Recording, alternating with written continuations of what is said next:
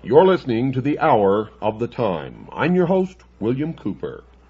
Well, as you probably already know, folks, we only use the very best music on this program, the Hour of the Time. That was U2, and I still haven't found what I'm looking for. You know, many of you write and ask why I let the music go on through the whole selection instead of fading it out and then bringing in the program. I do that, folks, out of sincere admiration and respect for the talent and the performance of the writer of the music, the lyrics, and of course those who perform.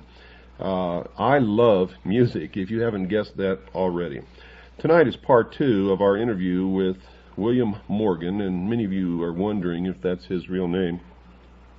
No, it is not. We protect CAGI members. We never tell anyone how many CAGI members we have, where they're at, what their names are, anything. None of that information is given out, not even to other CAGI members. Now, we use the code name or the pseudonym of William Morgan simply because the name William Morgan is significant in the past of the secret society called Freemasonry.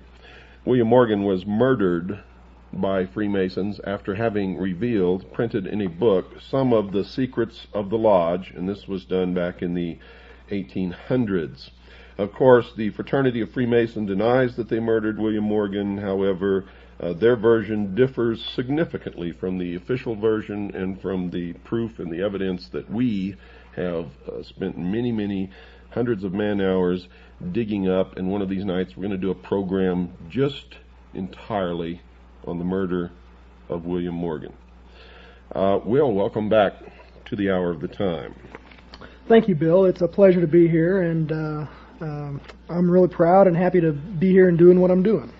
You know, I don't think a lot of people realize that you're risking your life by doing this. The oaths that you have taken, albeit because they were fraudulent, you thought that you were making an oath to the God of the Bible, and in fact you were making an oath to Lucifer, which nullifies those oaths, but they still, the Brotherhood, the Order, the Illuminati, the Freemasons, could still carry out the threat of those oaths, which is murder. Is that not correct? Absolutely correct. No matter what I may personally feel about or what common law or the actual law may view about those oaths as taken, the Masons that are involved consider them to be absolutely applicable to any transgression.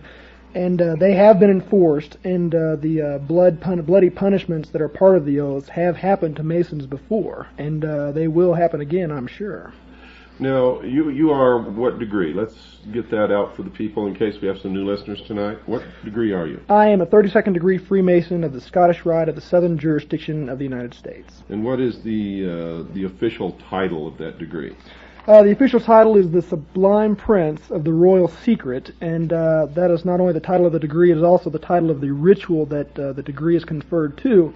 And just to show you how important that is, after going through the ritual and getting the degree conferred upon me, I could neither remember anything sublime or even remember what the secret was that they told me.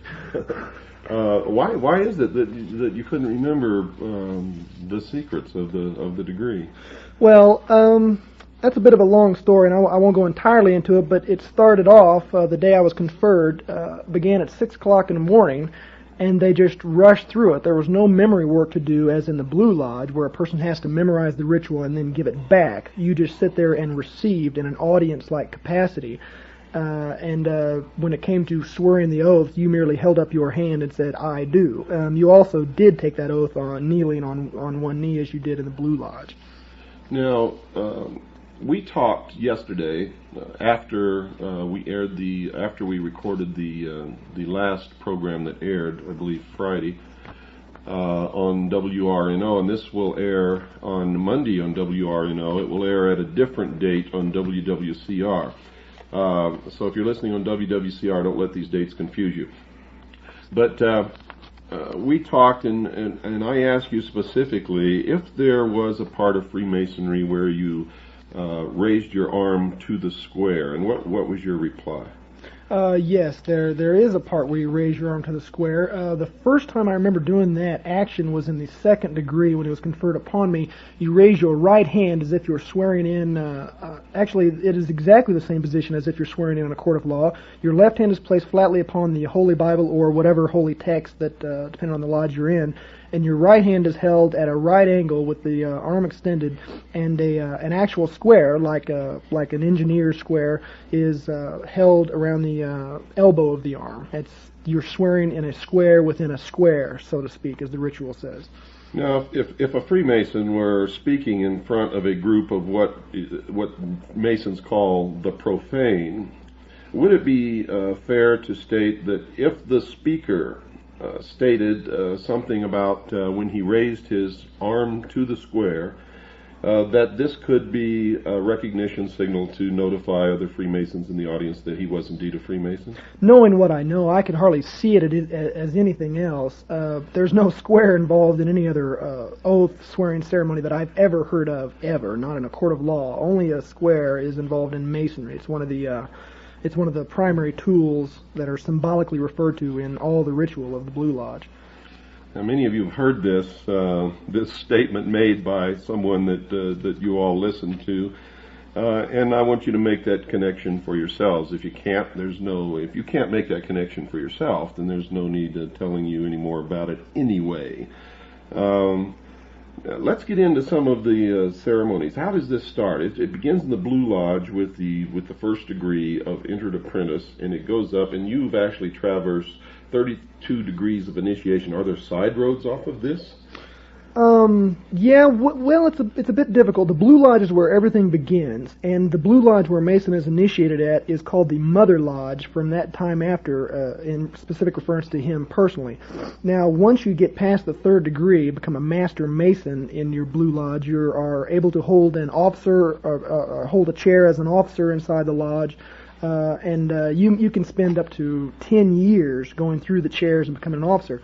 But after that, you can either go to the Scottish Rite or the Yorkish Rite. There's a fork in the road of Masonry, and the Scottish Rite is by far the most popular and undoubtedly the most powerful. Now, the York Rite has 7 degrees. Is that true? True. The highest of which being the Knight Templar degree. For all those people out there who think that the Knights Templar are in no way associated with Masons, you're dead wrong, and you haven't done your homework. In fact, the Knights Templar, when they first began as an organization on the Temple Mount in Jerusalem, were not an order commissioned or ordained or approved or even recognized by any church, much less the Catholic Church, but were, in fact, an order of the mysteries. They began with 7 degrees, and the 7th degree was the highest degree. And later, as they added degrees, when the Knights Templar were persecuted and in fact, many of them were put to death. Others were driven into hiding in other countries. In some of the countries, they just changed their names and continued the order. They eventually reached a number of degrees, which was 33. And I took that right out of a very old textbook on the secret societies, which we'll talk about some in a later program, and we'll get into that. But what is the significance that you've been told of the system of degrees? Why do you have to go through this? It's considered a road. It's considered a road to quote-unquote illumination. I really believe that it's more of a system of control and self-government. Lodges are pretty unique in America in that they are self-sustaining and self-governing, even with their own bit of enforcement. All lodges have been granted a charter from a Grand Lodge, and every Grand Lodge in this country has been granted a charter from the United States government to operate on its own and enforce its own laws and constitutions. If a police officer or any law enforcement officer walks into a lodge while in session, he not only does he not have arrest power, but that lodge immediately closes. Now, this is something the American people don't know about. Now, if these are lodges, they're in states, they have nothing to do with the federal government. How could they receive a charter from the federal government saying that they're under their own laws? And how could it be the law enforcement officer would not have the authority to arrest or any of his other authorized duties in a Freemasonic lodge. It beats the hell out of me, Bill. It's really a bit of a contradiction in terms. You have a government that has actually gone out and given government-type status to a completely in secret and I think subversive organization right under its own nose.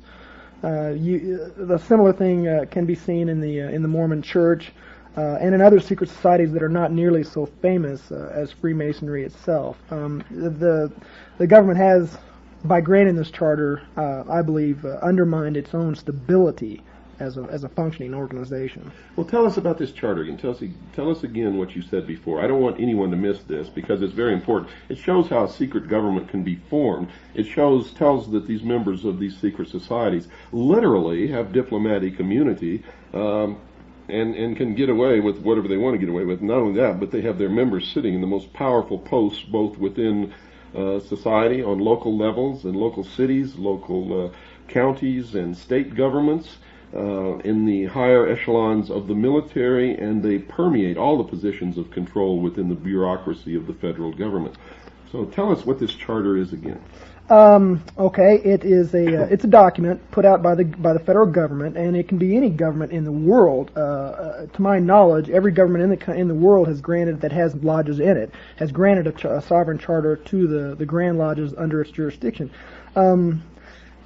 I really haven't done enough research to speak at length on the nature of the charter or what it exactly implies universally for Freemasonry, but I do know for a fact that a law enforcement officer, and we have many law enforcement officers in our lodge, from state troopers to policemen to military policemen, they're not cops when they walk into the lodge. They leave their power, their badges, and their guns outside, and they do so willingly. That's a pretty good example, but I think the best example comes from the Knights of Malta. And here's another one for you guys out there that haven't done your homework. I'm reading from the glossary of a book entitled Freemasonry, A Celebration of the Craft, which is put out by the craft itself, and it defines Knights of Malta as a Christian Masonic degree based upon the medieval Knights Hospitallers and emphasizing the Christian virtues. Well, you can leave the Christian out of it if you like, but what's interesting about the Knights of Malta is they actually do have diplomatic immunity. As an organization, they can bring goods in and out of this country without going through customs, and they cannot be arrested or they cannot be detained or charged with any crime by any law enforcement officer in the country. They're above sovereign. As far as I know, they're above most government officials that are in the land. That's a fact, and they actually carry diplomatic passports. I know several people personally who are members of the Knights, the Sovereign Order of the Military Knights of Malta, and they carry diplomatic passports and they began as citizens of the United States of America. Now, what happens when a police officer, and most police officers we have discovered, or at least the ones who make law enforcement a career, and most, if not all, judges sitting upon benches in this country are Freemasons. What happens when you're speeding down a highway and you're stopped by a law enforcement officer? What happens when he sees the Masonic emblem on your windshield? Usually what you have is a direct turnaround in attitude. I myself am a young man. I get hassled by cops a little bit. It seems like they always have cop an attitude when they pull me over, but when they see the Masonic square and compasses on my car, and most importantly when I flip out my dues paying card, a card that all dues paying Masons carry, the police officer, well, let me just put it this way, I've never once got a speeding ticket or a traffic ticket or have even been harassed in any way when they have known that I am a Mason. It just has not happened. That is my personal experience. So the justice system in this country doesn't really work, and Freemasons are in effect exempt from the laws that the rest of us are supposed to follow. Is that true? Yeah, that could be probably construed as accurate, Bill. Although I disagree, it does work. It just doesn't work the way most people think it works. It works for them and with them and around them, and it works on the rest of you. That's right. Now, what happens when a Freemason goes into court against someone who's not a Freemason and the judge is a Freemason? Okay, well, you have a very subtle interaction that goes on. All Masons are taught secret signs and secret words and secret phrases and this is some of the most This is what they don't want revealed more than anything else. You can stand in a particular position. You can hold your arms in a particular position. You can speak certain words, the widow's son, traveling man, keywords and phrases that will let this judge know that you are a Mason. And you can almost guarantee that he is a Mason too, or else he wouldn't have been able to lock down a lasting career in the judiciary. That's correct. And that would explain why some people just don't seem to ever get prosecuted for anything, and others who may commit the same crime or a much lesser offense seem to be inordinately punished, given such a heavy burden of punishment, while others who have done the same thing receive either nothing or a pat on the wrist. Well, brothers look out for each other. It's just the way the system works. It's a buddy system. It's a you scratch my back, I scratch yours.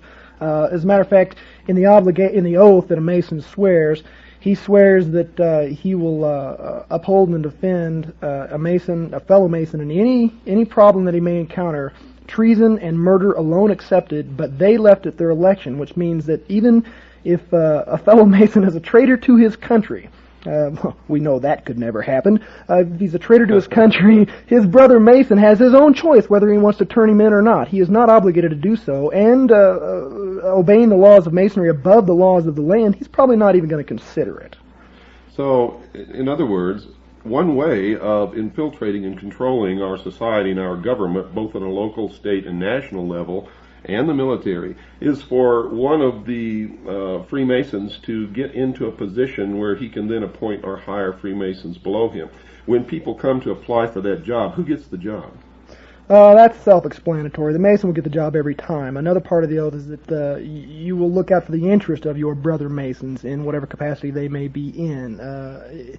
In fact, it could probably be construed that not giving the job to a brother Mason would bring serious repercussions if discovered inside the lodge, and may even be a violation of the oath.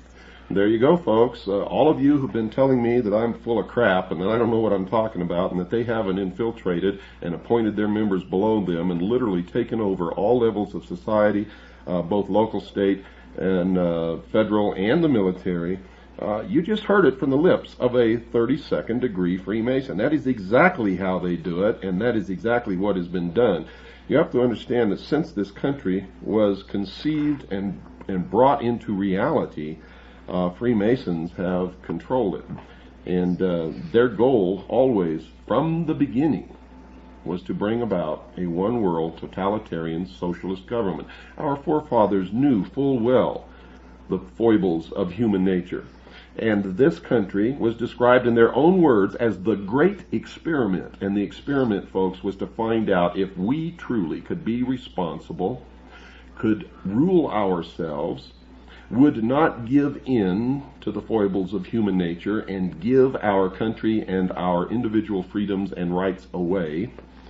But they knew when they did it that that's exactly what would happen, because they were probably the best at understanding human nature of anyone that I've ever read. And I've read all of their writings and letters and works and the Federalist Papers and everything else that they've done. And they knew full well that this people would give away what they built. And they knew that if we could be responsible, if we would not be apathetic, if we would not cave in to the desires of socialism, to the weaknesses of human nature, that this would have been the New World Order. We have failed, not them. They gave us every chance, folks. So don't get mad at our forefathers. Would you concur with what I've just said? I couldn't argue with you, and I wouldn't want to start an argument with you, Bill. I have heard higher level Masons refer to the United States in their writings and in person as a Mason nation. It was erected by them. If you look at the signers of the Declaration of Independence, if you look at the forefathers, you'll see who was involved at the very beginning of this thing. And I'm not saying that all our forefathers are bad or evil. They certainly are not. They created the greatest nation ever known to man. But some of them were Illuminati, and there's no denying that. The course that they set us upon was in the end self-defeating for us.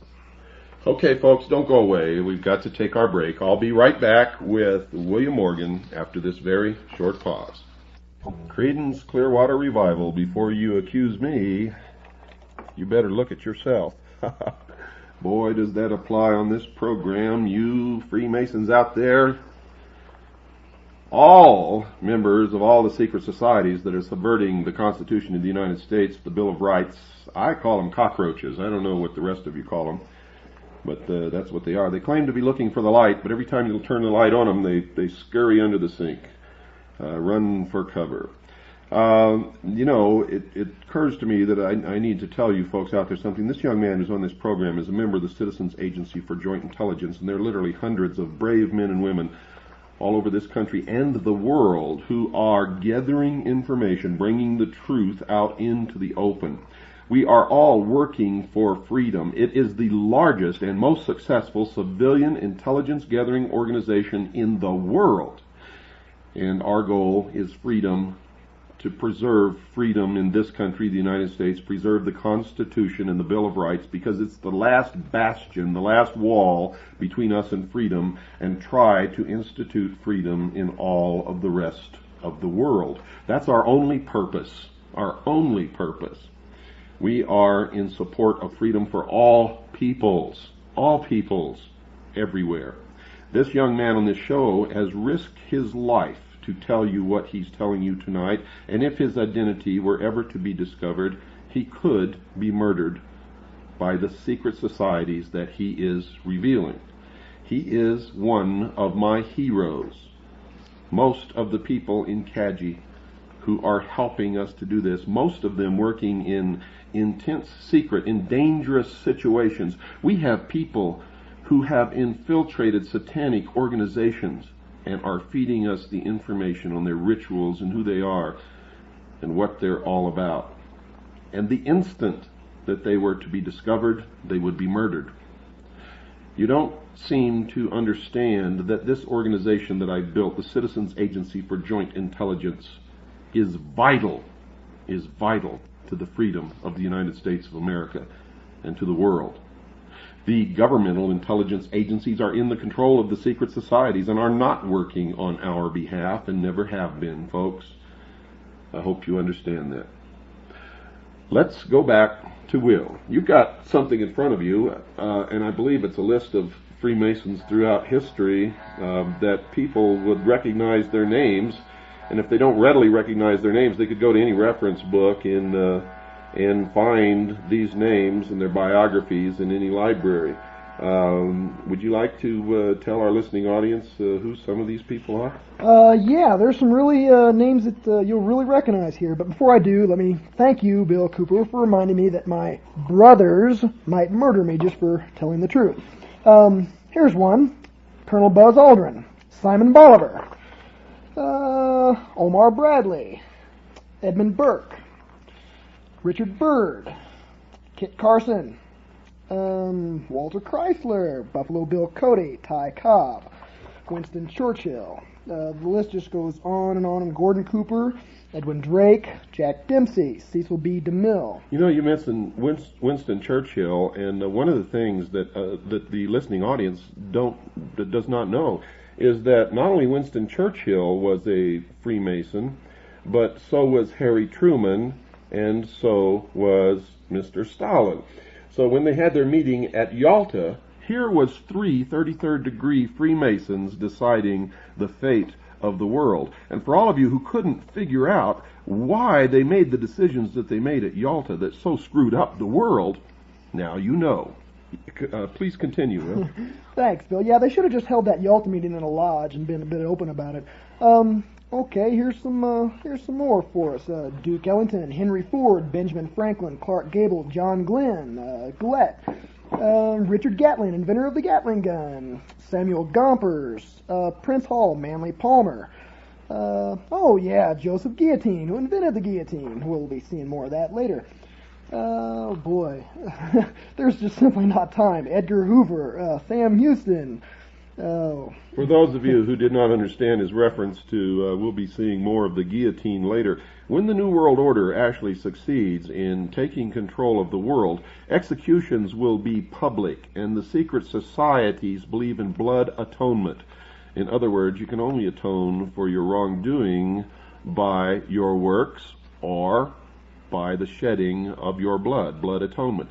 So in these public executions, there will have to be the maximum amount of blood.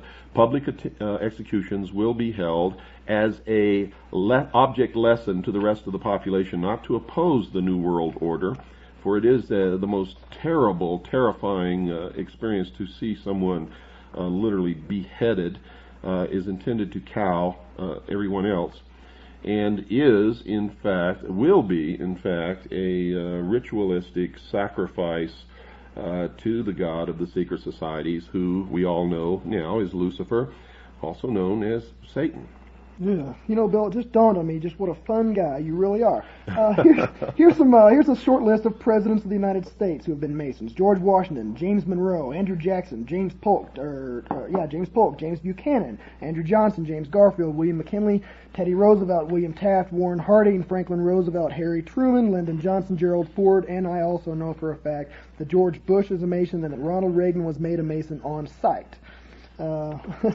Like I said, the list just goes on, and these are not even a partial fraction of a percent of the famous Masons that have existed throughout history. Well, John Wayne was a Freemason, wasn't he? The Duke was a Freemason, absolutely true. And, we're not in any way belittling the accomplishments or the contributions to society of any of these people. We just wanted to let you know that this covers all areas of society, all levels of society, all occupations, and that many famous people whom you all recognize have been or are members of these secret societies. Now, many of them are taken in as window dressing. In other words, they don't really know what they're a part of. They're told that it's a fraternal organization existing for the good of the community. And of course, in any organization, if you can get famous celebrities to belong, that's a feather in your cap, because the public, for some reason, thinks that if a celebrity belongs to something, then there can be nothing wrong with it. What sheeple, what total crap. But that's the way people believe. That's absolutely true. Most of the celebrity names that I mention in this list are there just simply as window dressings to give a good appearance to the craft, but some of them absolutely are not. And I'm reading still from this book published by Masonic Publishing Company, and it states that Joseph Smith, founder of the Mormon Church, was absolutely and undeniably a Freemason. Did you find Giuseppe Mazzini in there? Yeah, I sure did. I should have done my homework. It's Giuseppe Mazzini, 1805 to 1872, Italian patriot. He was also one of the best friends and correspondents of Albert Pike, who was the head of World Freemasonry for a while and the head of the Scottish Rite of Freemasonry in this country. He established, with others, the Ku Klux Klan, the branch of Freemasonry known as B'nai B'rith, which the ADL operates out of. And the ADL, folks, for those of you who don't know it, are under intense investigation now for spying upon agencies and departments of the United States government and police departments, and actually stealing records and passing them on to the secret societies and to the State of Israel. So you'd really better wake up out there, and don't give me this stuff that it's the Jews, that it's the blacks, that it's this, it's that. It's not. It's not. Ordinary people like you and me, I don't care what their skin color is, I don't care what their religion is, are just like you and me, and all they want to do is live in peace. There are elements and organizations and people belonging to all the different ethnic groups, all of the different religions, all of the different organizations, corporations, governments, anything that you want to name belong to these secret societies. The Jews have been used as scapegoats throughout history. The Freemasonic organization and the secret societies in general are racist.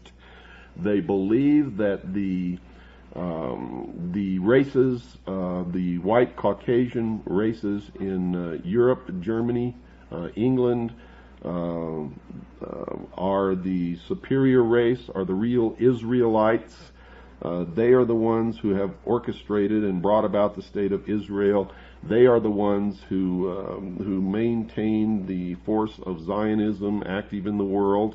The Mormon Church is a great part of this.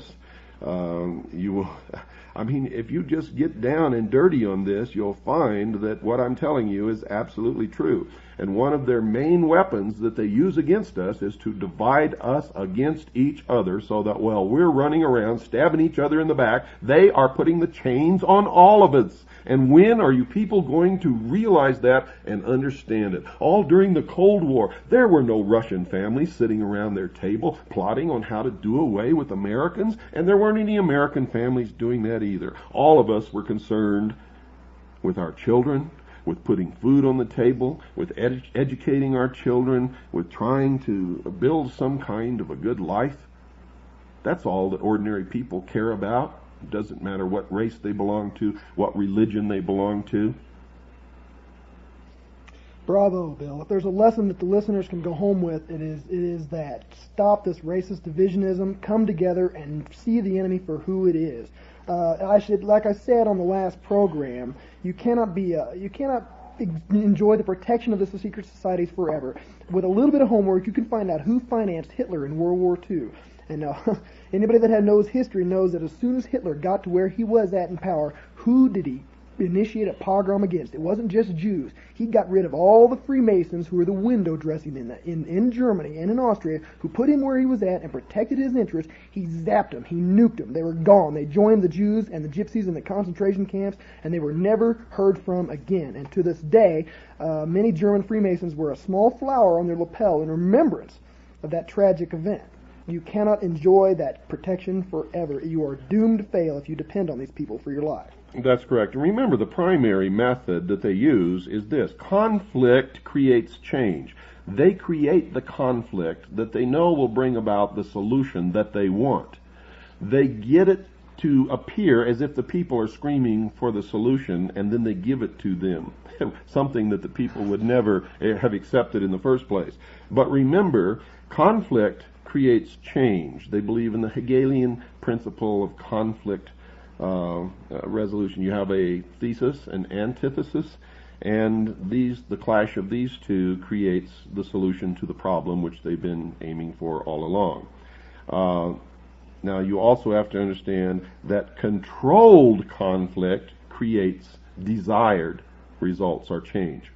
So the method of bringing about controlled conflict is to have your people leading both sides of the conflict.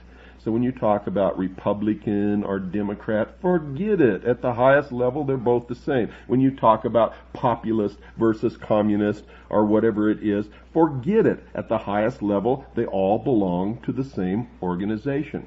When you look around in the Patriot movement, remember, most of the leaders in the Patriot movement are on the same side and belong to the same organizations as the leaders of the secret societies that are trying to destroy this country.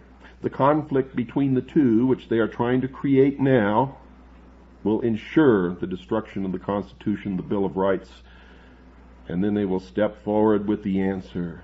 1,000 years of peace under the United Nations. But you're going to have to make concessions to get it. You're going to have to give up your freedoms, your individual rights. But they will protect you. If you buy that, folks, you are indeed a fool. Does this confirm what you've discovered in your quest for the truth? It certainly does. It is history repeating itself with empty promises of nirvana and utopia on earth that has never come true, and you always have to be the one to pay for it. Always.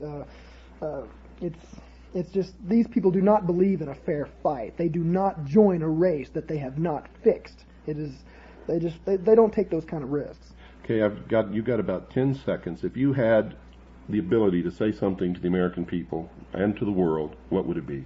It would be to wake up, folks. Look, you've got an enemy out there. They're coming together, and there's a convention of Southern Baptists that have come against the Freemasons, meeting in Houston in 15, 16, 17 of June of this year. I suggest that you look into that. That's right, folks, and good night. Thank you, Will, for being our special guest and for putting yourself in danger for all of the rest of our freedoms and for freedom of the world. I, for one, appreciate that. You are my hero. Good night, and God bless you all.